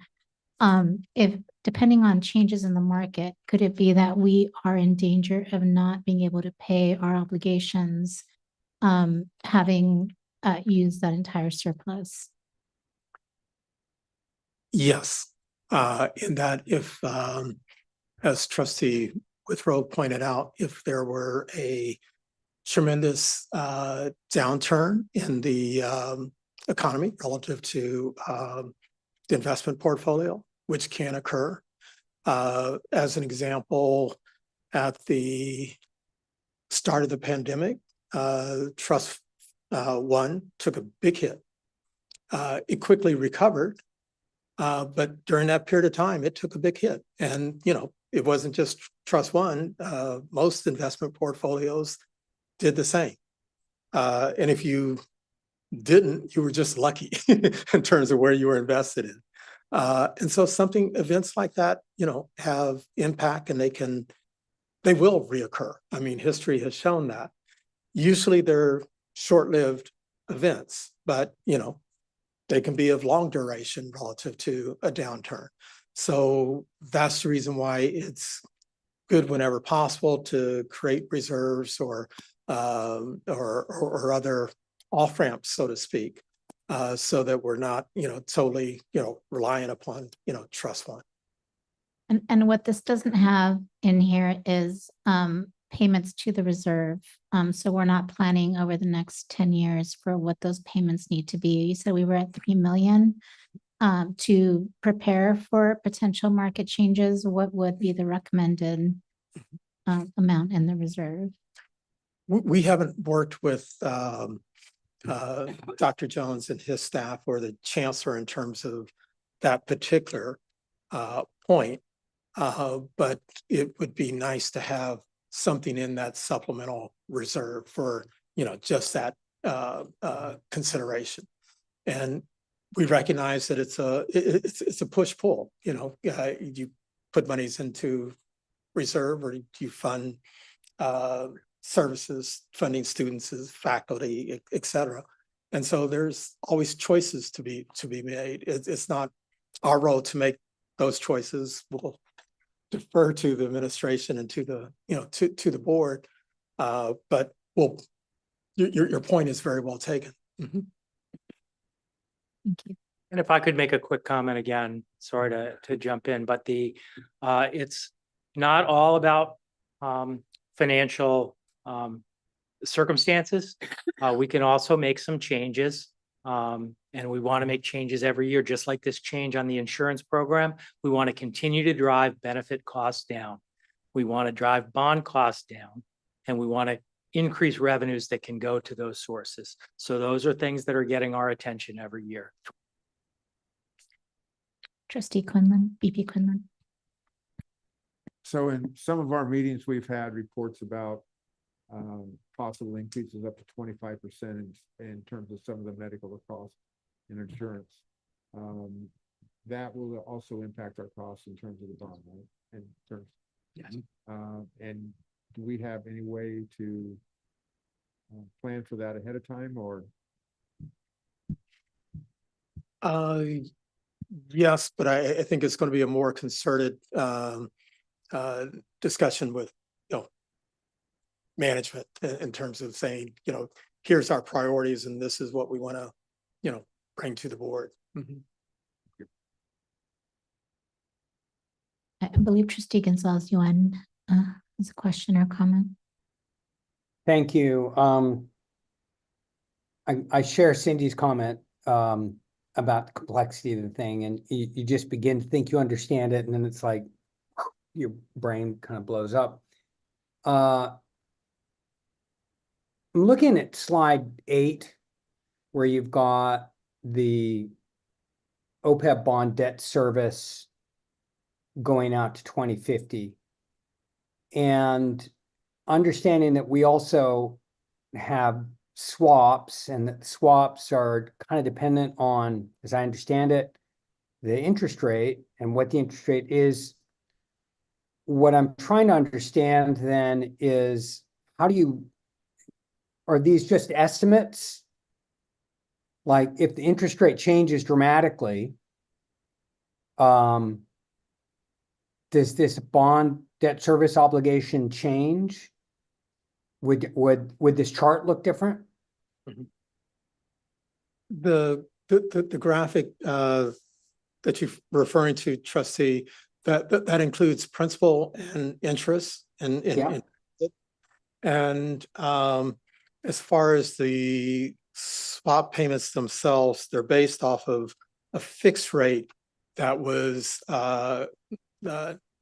put in place in 2006 when this entered into. So on the following page, where it says the swap summary, in the middle column there, reflecting fixed rate. So those are the fixed rates for each of those individual swaps right there. So the B3 with a 5.279, and then that final swap, swap 6 at a 4.935.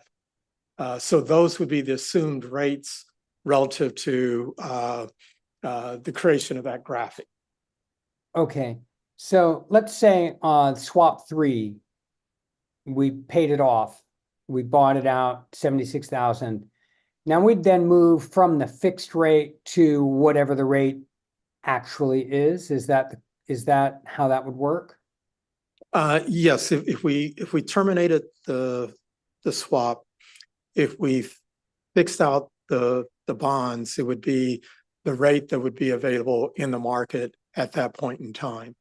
Okay, so if the actual interest, if we did that, we paid $76,000, we got out of the swap, and then the interest rates went up to 10%, we'd have made a bad deal. If they dropped to 2%, we'd have made a good deal. Is that how that works?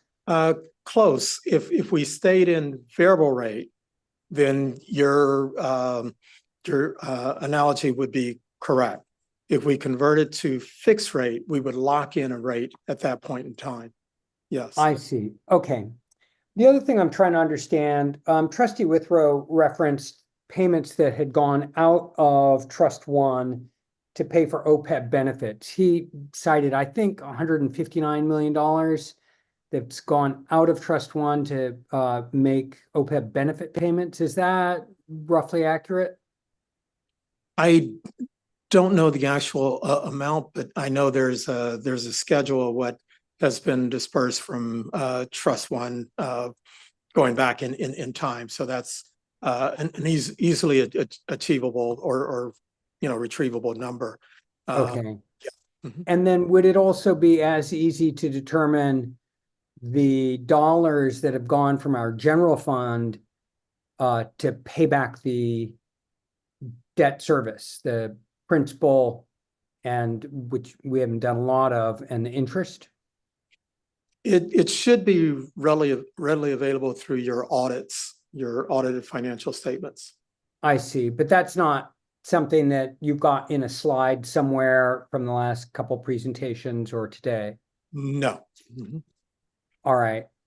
Yeah, I personally would be interested in understanding that inflow and outflow on, the outflow from Trust One to the OPEB benefits, as well as the payments from the general fund to pay the bond obligation, so that we could then actually look and say, well, what did we do here?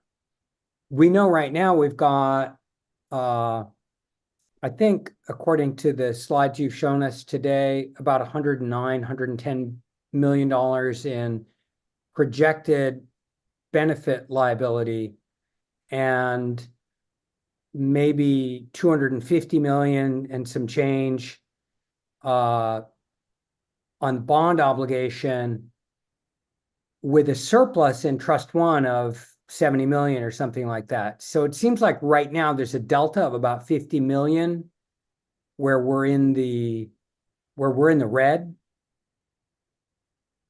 So just finishing up the addition and subtraction, I think it would just kind of help close the loop in terms of the board understanding the history and then where we are.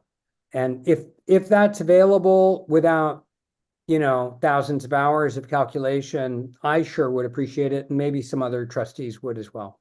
Thank Thanks. you. Trustee Napoli Valeries. Sorry, Trustee Gonzalez Yuan. I think that's for me, and I probably don't want to go back and forth on this a little bit, but I'm not totally understanding why we would want to go back in order to kind of figure out what we've done or where we are at this particular point. And I think what we probably don't want to do is we don't want to necessarily give our consultants additional things to do. I think they've said very loud and clear that we are at this particular point where we have something good in the process, and now we need to kind of move forward and look forward at how we are going to be dealing with the forthcoming payments and our forthcoming liabilities. But going back, I think at this point serves really, number one, not necessarily a primary purpose, but I think number two, we just want to make sure we're not giving our consultants additional work that probably won't have as much benefit as more than a kind of exercise of sorts. I think it's understood that no individual trustee would have the authority to request and direct such a thing. This is a board conversation. So, let it be a board conversation. I'm raising questions that are interesting to me to understand what we've done as a board. Where are we? What has been our fiscal track record? I think understanding that always helps us understand as a board how we get where we get. But again, this is a discussion among colleagues, and I think it's fully understood that the board acts as a whole, not any individual trustee. Thanks. Thank you, Trustee Gonzalez Yuan. Are there any other comments or questions? Thank you so much for your presentation. Thank you. Thank you. Okay, and with that, we'll move to item 5.1, approval of all consent items. Vote to approve. Second. Yeah. I'm sorry, who was the first? Trustee Johannes. And BB Finland was, oh, thank you. Yes. Did you want a discussion? Discussion? I always forget discussion. That's why I'm here. Any discussion on this item? No. Okay. Student trustee Masson, Yes. student trustee Vasquez, Yes. Trustee Withrow, Yes. trustee Johannes, Yes. trustee Gonzalez Yuan, Yes. trustee Napoli Bellarice, Yes. trustee Delphine Polk, Yes. trustee Quinlan, Yes. trustee Gonzalez Brito. Yes. Motion passes. Thank you. So move to action items. Item 10.1, consider approval of an agreement incorporating Cone's master agreement for facility repair. That Laney Elevator project. Chancellor, would you like to say a few words? Yes, thank you, President Gonzalez Brito. This agreement with Coney Inc. For the comprehensive Laney Elevator project provides for elevator modernization for the 3 elevators located on the Laney College campus. 2 of the elevators are in the Laney Tower building and the 3rd in Building E. For clarity and to avoid confusion with the terminology noted in the agenda and my communication with stakeholders and the community regarding this project, the complete replacement of 2 elevators in the tower building means new elevator cabs will be installed, not that the elevator shaft or footprint within the building which will be changed. So there will be no change to the physical structure of the building, which will cause, be very costly and cause major retrofitting issues. The modernization of Building E includes improvements to the condition of the existing cabs as opposed to the installation of a new cab. We are bringing forward this agreement tonight after spending the past month. I've spent the past month understanding the history and background on the elevator modernization efforts at Laney College and presenting at the college's facilities committee and last week at the college's college council meeting. This agreement will allow us to minimize construction time and provide elevators that operate smoothly and safely for the next 20 to 25 years with regular maintenance. So I want to just also add that in. I believe this is the most cost-effective and efficient way forward, which will provide approximately 1.5 years to complete, barring any unforeseen delays.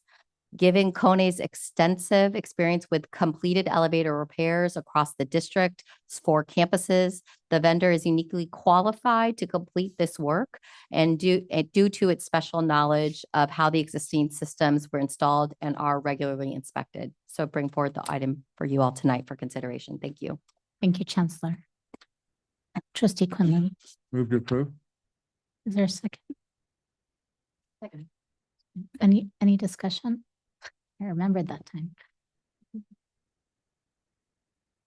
Oh, trustee Withrow? No, okay. Student trustee Masson, Yes. student trustee Vasquez, Yes. trustee Withrow, Yes. trustee Johannes, Yes. trustee Gonzalez Yuan, Yes. trustee Napoli Bellarice, Yes. trustee Delphine Polk, Yes. trustee Quinlan, Yes. trustee Gonzalez Brito. Yes, Motion passes. thank you. With that, we'll move to 10.2, consider approval of resolution number 2324 of intention to convey 2 temporary construction easements to the East Bay Municipal Utility District. Chancellor. Move approval. Thank you, trustee Withrow. So this is the first step in a 2-step statutorily mandated process the district must complete in order to convey an interest in real property to another entity engaged in the public utility business. The resolution's intent identifies portions of the district's property the East Bay Municipal Utility District seeks to use on a temporary basis during the course of construction on the entity's East 10th Street project. So let me just put it in layperson's terms, because so East Bay Mud is continuing to work on the major pipeline project that underlays Laney College, right? We're like right in the middle of the city.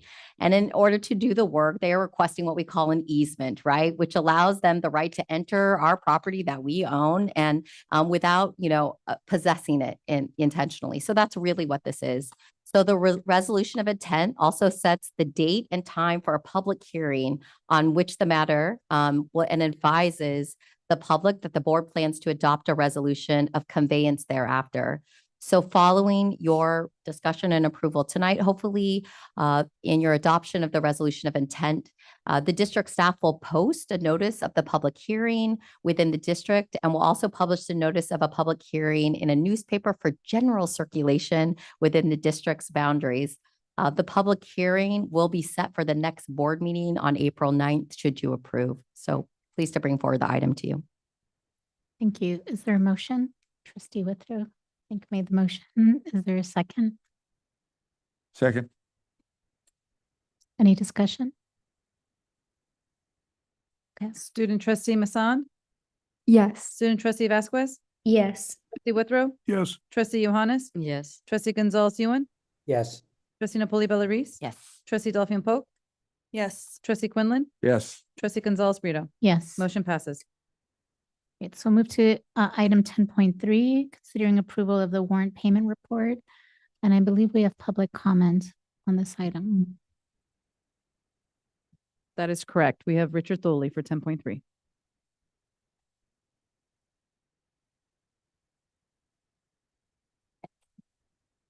Thank you. So in item 10.3, I really have, I think, two requests. One thing that caught my eye was the $103,000 and $103,000 and change for Girls Incorporated of Alameda County.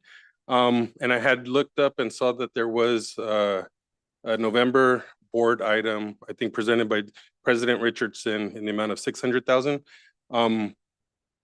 My only comment on that is, or my request on that is that you publicize the good work that we're doing, where that money is being spent, the lives that are being changed, what the program is doing, not only for, our students, but for the community. And I see money coming in, money going out. And so there's a partnership there that I think it would benefit all to know about. And so that's my only request, is to share the good news. But that was just a number that caught my eye and I did a little homework. So that's just one request. The other request is to perhaps fill us in at some point on, I noticed also Knowledge Saves Lives Incorporated is still, is being paid out, a small portion, but I know they've been in here before. So I just, the things that pop into my head have they been with us all this time? Are they just coming back because of the personnel changes? I think it would benefit, again, the community, students, staff, to know who's filling what roles, who's doing what, just so we can kind of keep track of, safety and our monies. We're always looking at money. And so I haven't been here in a long time, but that doesn't mean that I'm not paying attention. Same with our other unions. So I just, those are some of the things that kind of I wanted to comment on. Thank you. Thank you. Chancellor? So this is a standard item before you tonight, trustees, to consider the review of the warrant payments for the period covering February 1st through February 29th, 2024. VP Quinlan? So I have reported on my Form 700, which is a required document that all public officials have to turn in, that outlines any investments they have. And based on that, I'm going to have to abstain on this vote because I have one of the companies I invest in is on the warrant report. Thank you, Vice President Quinlan. Is there a motion? So moved. Second. Thank you. Discussion? Student trustee Masson, Yes. student trustee Vasquez, Yes. trustee Withrow, Yes. trustee Johannes, Yes. trustee Gonzalez Ewan, Yes. trustee Napoli Bellarice. Yes. Trustee Delphine Polk, Yes. trustee Quinlan. Abstain. Trustee Gonzalez Brito. Yes. Motion passes. Thank you. We'll move to item 10.4, consider approval of the purchase order report. Sorry, trustee Quinlan. No, good on this one. Okay. Move to approve.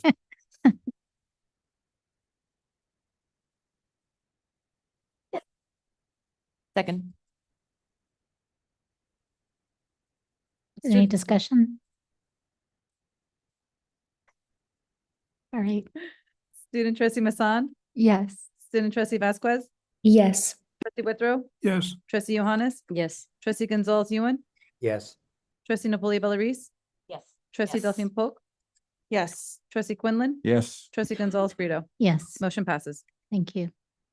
So move to item 10.5, consider approval of tentative agreements between the district and the Service Employees International Union Local 1021. And I believe we have a public comment on this item as well. Yes, board president, we do. Richard Thole.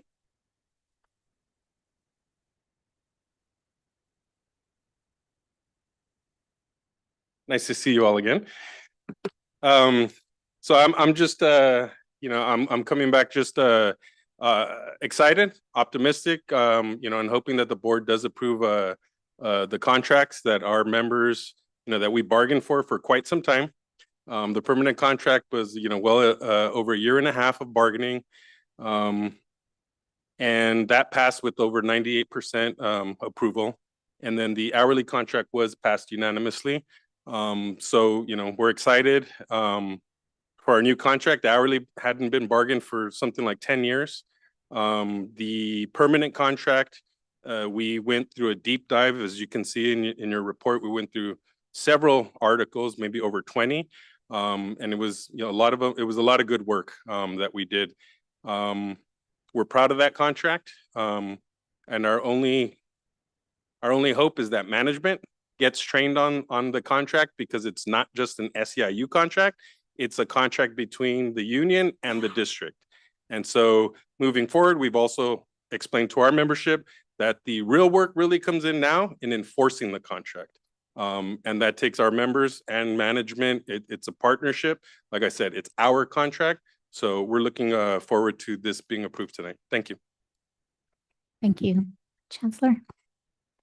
Well, as Richard Tholey said, after an 18-month process, we are pleased to bring tonight 2 tentative agreements with SEIU Local 1021 for hourly and permanent employees that were ratified by represented classified employees on March 13th at 100% and 98.3% respectively.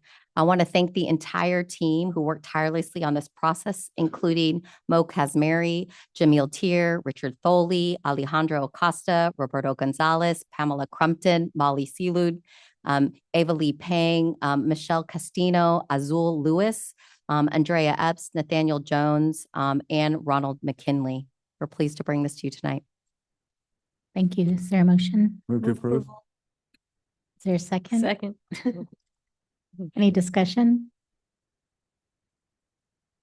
All right. Student trustee Masson, Yes. student trustee Vasquez, Yes. trustee Withrow, Yes. trustee Johannes, Yes. trustee Gonzalez Ewan, Yes. trustee Napoli Bellarice, Yes. trustee Delphine Polk, Yes. trustee Quinlan, Yes. trustee Gonzalez Brito. Yes. Motion passes. Great. Thank you. We'll move to our last action item, 10.6, consider Board of Trustee nominations for the triple CCC team board elections slate. Sorry, Chancellor. That's So tonight you're being asked to consider the 13 nominees for the California Community College Trustees Board. From January 1st through April 1st, 2024, nominations for membership for the California Community College Trustees Board were accepted by the Community College League of California office. Pursuant to the CCCT board governing policies, the election of members of the CCCT board league will take place between March 10th and April 25th. This year, there are 7 seats up for election. Each community college district shall have 1 vote for each of the 7 seats, up to the 7 seats on the CCCT board. So only 1 vote may be cast for any nominee or write-in candidate. The 7 candidates who receive the most votes will serve a 3-year term. And I know Trustee Quinlan will be offering a slate tonight. Thank you, Chancellor. So last meeting, Trustee Withrow and myself volunteered to review the candidates. They have a candidates forum on the trustees website. They gave interviews on the website too. We reached out to people around the state and locally that had worked with some of these different trustees. And we came up with a group of 6 trustees that we're supporting. 4 of them are incumbents, 2 of them are not. And so I would like to move that we support Deborah Akita from State Center Community College District, Julie Shore, who is not an incumbent, from Grossmont Cayumeca Community College District, Barbara Calhoun from Compton Community College District, she is an incumbent, Dorothy Battenfield from Sonoma County Junior Community College District, she is not an incumbent, and Nan Gomez Heitzberg from Kern Community College District, she is an incumbent, and Bernardo Perez from Ventura Community College District, and he is also an incumbent. Thank you, Vice President Quinlan. Is there a second? Second. Any discussion? All right. Student trustee Masson, Yes. student trustee Vasquez, Yes. trustee Withrow, trustee Johannes, Yes. trustee Gonzalez Ewan, Yes. trustee Napoli Bellarice, Yes. trustee Delphine Polk, Yes. trustee Quinlan, Yes. trustee Gonzalez Brito. Yes. Motion passes. Great, thank you. That takes us to the end of our action items, and we'll move to item 11.1, Board of Trustees report. Student trustee Masson, do you want to start? Of course. I'd like to start off by officially announcing the second district-wide student governance meeting that Naomi and I will be hosting. It'll be held Thursday, April 11th from 4 to 5:30 p.m. here in the district office. Naomi and I are looking forward to updating students on our resource guides and hearing about their experience with online classes. I also wanted to thank Trustee Quinlan for meeting with Naomi and I. We had a really productive conversation on how to continue our efforts in organizing student leaders beyond our terms. Finally, I would like to share that I'll be attending General Assembly with the SSCCC in Santa Clara, I believe next week. I'm excited to represent Peralta and reconnect with our associated student leaders. Thank you. That concludes my report. Thank you. Student trustee Vasquez, do you have a report? Yes, I do. Good evening, everyone. To add to student trustee Masson's report, I just want to mention that in our upcoming district-wide student leader meeting next month, we hope to get a discussion rolling regarding student experiences and opinions on taking online classes. We hope to get some answers to some of the questions asked on the dais in the March 12th board meeting regarding course retention and course modality breakdown of in-person, hybrid, and online courses. I will also be attending the ASCCC General Assembly in March. And that concludes my report. Thank you. Thank you. Trustee Delphine Polk. Looking forward to attending the next student governance meeting. Thank you for that information, student trustees. Looking forward to it. It'll be great. I just wanted to mention I was at a meeting a week and a half ago that happened to be at Laney College. I would have let you know, but it was last minute. I didn't realize it was on Laney. It was a veteran meeting, had nothing to do with Laney. But as I got lost on campus, I was walking around really, and I happened to pass by. It was almost kismet. I happened to pass by the wood shop area, which was just discussed at the previous meeting where they discussed tiny homes and other things of that nature. And I literally saw that happening. It was really cool to just it looked like a real workshop, if you want, but it did. I saw the tiny homes. I saw them working on. I saw the equipment. I wanted to go speak with them. I didn't want to like secret CEO them or something, you know, and just have a conversation without them knowing. But it looked really nice. I just want to say that it's exactly how they described it. So nice work. Yes. So as several people mentioned earlier, this is a kind of a happy time of year as we approach graduation. It's also scholarship time where we hope to reward students for their efforts. And often when we get in these meetings and the work, sometimes we question whether we enjoy this work or want to do this work. I'm sure we've all been there at one point or another, 1 or 2 o'clock in the morning, trying to read a bond report or something. But if you volunteer for reviewing the scholarships for the foundation, you will understand why we do this. It's kind of emotional, actually.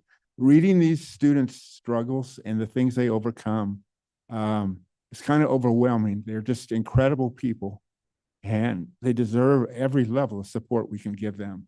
And that's the reason we do the things we do, supporting their success, supporting their efforts to succeed. Any other reports? No, but just comment. You are amazing, Trustee Quinlan. Thank you for all that you do. You're just amazing. With that, we'll adjourn the meeting. No, announcements. I said I wasn't going to forget and I forgot. Announcements. I even got the right email tonight. So here are the announcements. This week is spring break, and we hope students and faculty are safely enjoying the time off. Number two, the Laney College campus is closed this week while PG&E does electrical work. Laney staff not on break should work remotely this week. Number three, the College of Alameda campus will be closed on Friday and Saturday, March 29th and 30th, while PG&E does work related to the new Transportation Technology Center.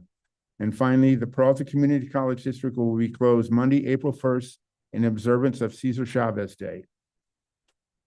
All right, now the meeting is adjourned. Thank you and a good night, everybody.